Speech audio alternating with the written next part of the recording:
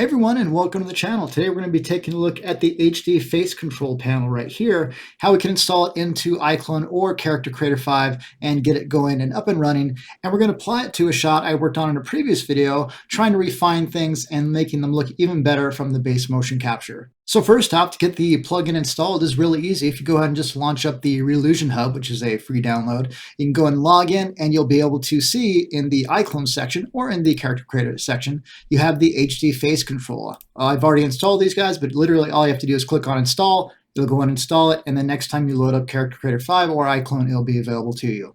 All right, so here's the shot I had worked on last time, and I'll go ahead and play just a small section of this so you can get a reminder. But if you haven't already seen this video, please go ahead and check it out on the channel, and you'll be able to see the full 10-minute plus video that I walk through this project, and we do the motion capture and make the character and all these nice things. The road leads ever on and on, down from the door where it began. Let's go ahead and talk about how I can refine this animation in some spots. So first off, I do have the timeline open, and in my small capture window, this guy's going to be a little bit small, but hopefully we'll be able to see what's going on. So first off, I'm going to make sure I'm selected the character. So if I'm in the scene, just make sure I have my CC3 base plus character selected. I'm going to go up to plugins, HD face control, and that's what it's installed from the Reallusion hub, and open HD face control.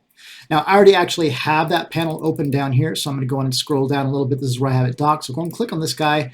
And if any of you have done 3D animation in the past, you'll probably recognize this window at least a little bit. I'm going to go ahead and open up this panel all the way. Poor naked, mostly naked Gandalf over here. I'm going to take a look at this, and just so you know, if you want to pan around this, you can see that, especially when I'm going to have this smaller here, I'm not going to be able to see everything at once. So if you hold down the middle mouse button and drag, you can pan around and find the controls a little bit easier. Obviously, if you're not on a small limited capture screen like I am, you'll be able to see this more easily. And then if you want to select multiple elements, you can click, hold down Control, and then left click, and that will let you select multiple things. You can adjust them all at once. Control rigs and things like that are very useful in animation, but they take a really long time to set up. If you're doing the character modeling and rigging and all that stuff from scratch, you have to link every single slider to the correct control on the model, and it takes a very long time to set up. Reallusion has done all of this for us, where all this is set up with any CC5 character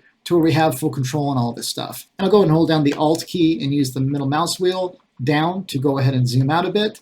And you can see I have some adjustments here from the previous video where I tried to get his mouth to close a little bit more at certain spots. With our base animation that the motion capture was doing, this is already being driven right now from those keyframes.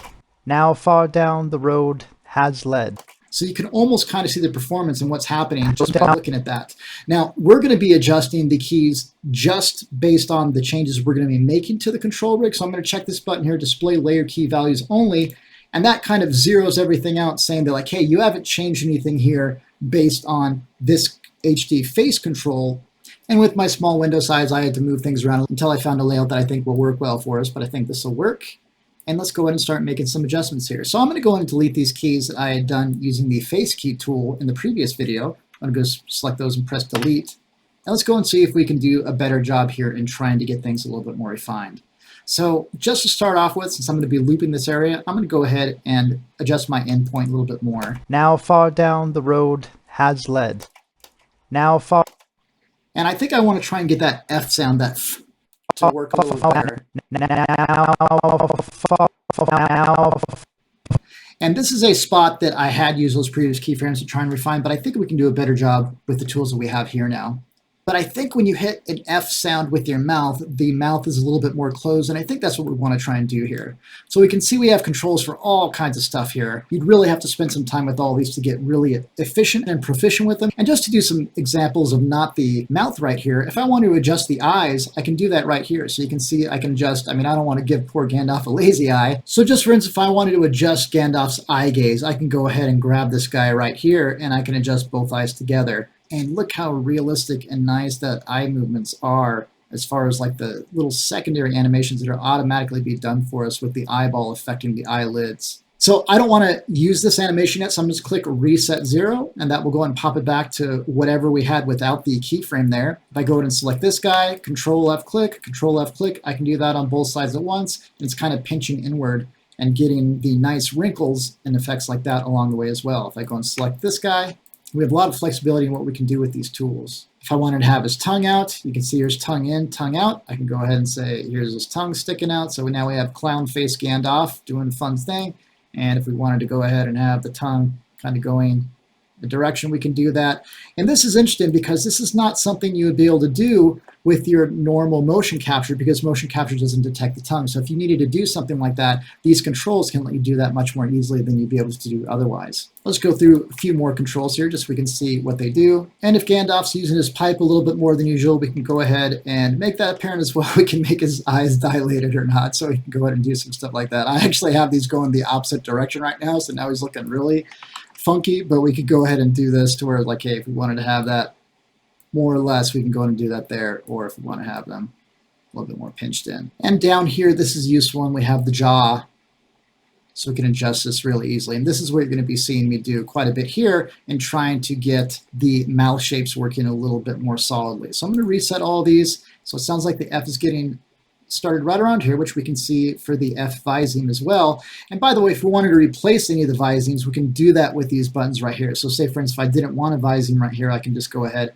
and press on none, and it'll not apply a viseme shape. I do, of course, want that for the F sound, so I'm going to go and click on the F one, and we'll go ahead and have that added in here. So let's go ahead and see if we can, we'll go ahead and make that sound. First off, let's go and see if we can get his mouth a little bit more funneled. So I think that'll do. And I think these chin raises might actually work for us. So Control F click, Control F click. And we're trying to go up. So we go ahead and bring that in a little bit. Or maybe go ahead and do just a little bit of the,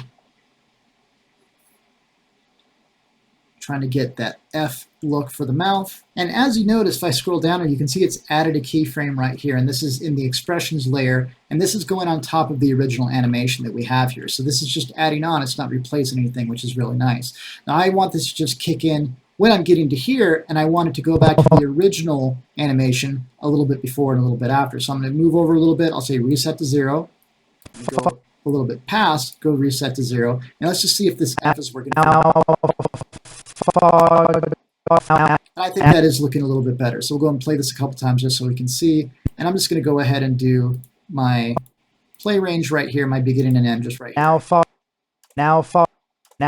Yeah, so I think that's looking good. Now we just need to fix the R sound a little bit. And by the way, if you hover over any of these, you can see the name that we get here, which is ultra useful because until we get used to these, it's probably going to be a little bit difficult to know what each one does. So I can see this is going to do the nostrils, and this is going to do the eye look for both. This is going to do the eye look for just the left and the right.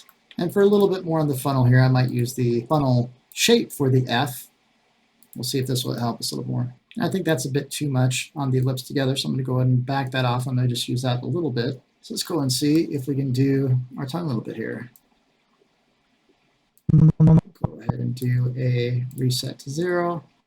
Go to the other side, do a reset to 0. Go and see how this little adjustment with that in that spot works. If we can do just down the road has. And I think that does actually add a little bit. If we go ahead and play this back a couple times. Down the road, down the road, down the road, down the road. It's a very, very minor thing, and in fact, we could maybe spread it out a little bit more so it happens a little bit longer.